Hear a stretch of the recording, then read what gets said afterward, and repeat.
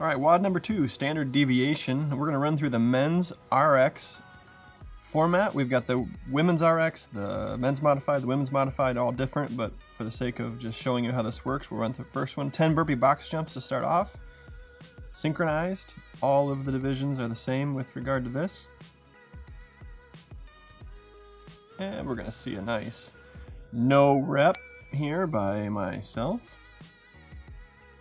It's tough to be a masters athlete trying to hang with these big boys, so I got demoted down to the kid box. Chest on the ground all at the same time. Hips open at the same time on top of the box. That's all that matters. Chest on the ground, jump over however you want, and then up on the box, hips open at the same time. Switching however you want throughout the duration of your burpee box jumps, doesn't matter. 3 different heights to sort out.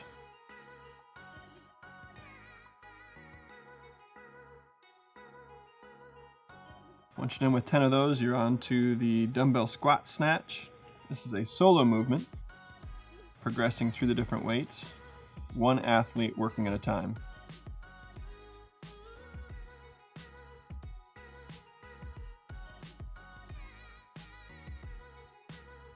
Here I'm demonstrating the absolute minimum depth requirements for the squat.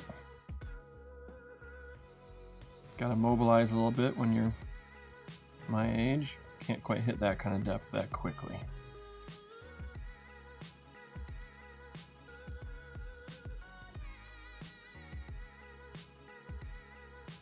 On to the next weight. Obviously we're not showing all the reps, we're just giving you examples of how you'll progress. On to the middle weight.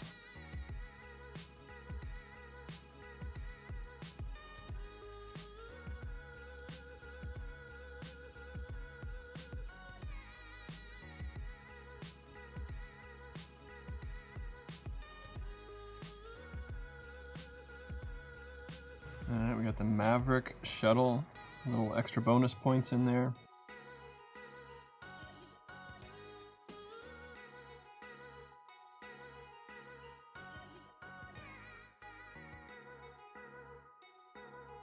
Coach Maverick making sure that we stay hydrated and nourish during our Metcon.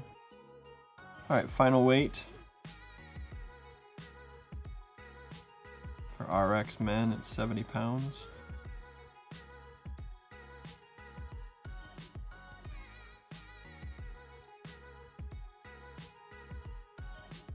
And they say men can't multitask. I mean, look at this.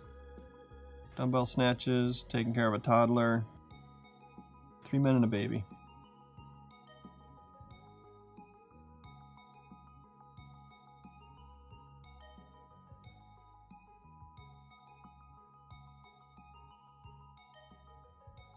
All right, when you complete the dumbbell squat snatch, onto the brat run, 250 meters. 3 different weights of brat.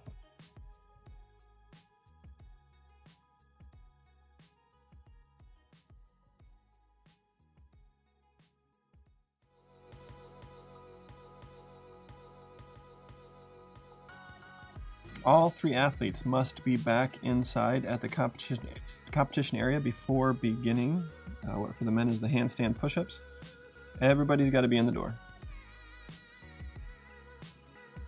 With the handstand push-ups, we've got 3 different heights or deficits, beginning with even or level.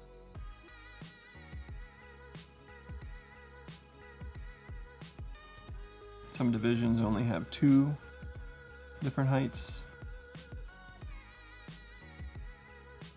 for scalings. All right, once the even is complete, progressing up to the higher deficit. We will have these set up for competition. The athletes won't be responsible for changing the deficit heights. Those will be pre-set. We were just a little bit limited on space the day that we demonstrated.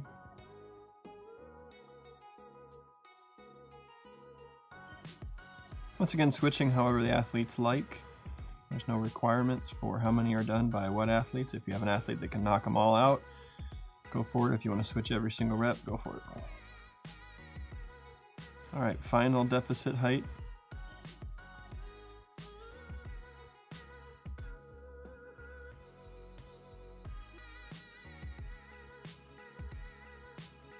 Coach Maverick bringing some hydration and food once again for us. Appreciate that. Thank you. Yep, got some water. Appreciate it. String cheese.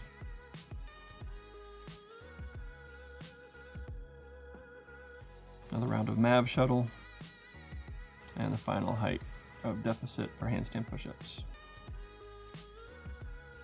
Once again demonstrating what a normal human looks like flailing about, trying handstand push-ups as compared to 2 regional athletes. All right, on to the kettlebell swings. Synchro here.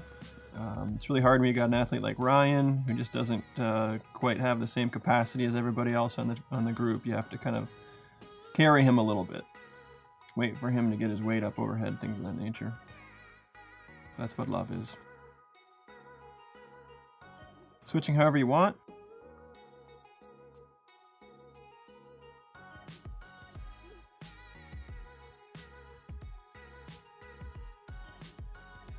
For the men, it's 50 reps. The synchronization is the kettlebells overhead at the same time, arms locked out.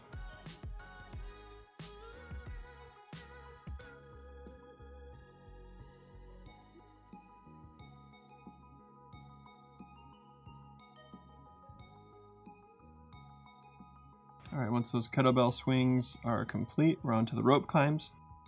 We actually did these, demonstrated them inverse of what we finally programmed for. So we are doing our legged climbs first, and then progressing towards the harder rope climbs. It's actually reversed in the actual workout now. So it's legless and combo climb, then legs. So just note that we are demonstrating it a little bit out of order, but it is 3 progressions.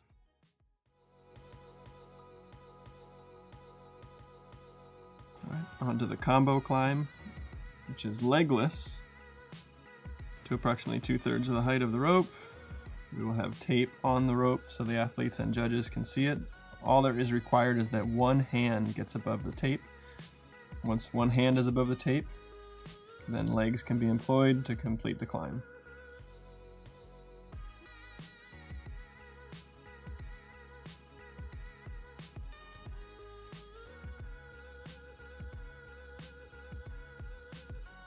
And finally finishing with, for us, legless.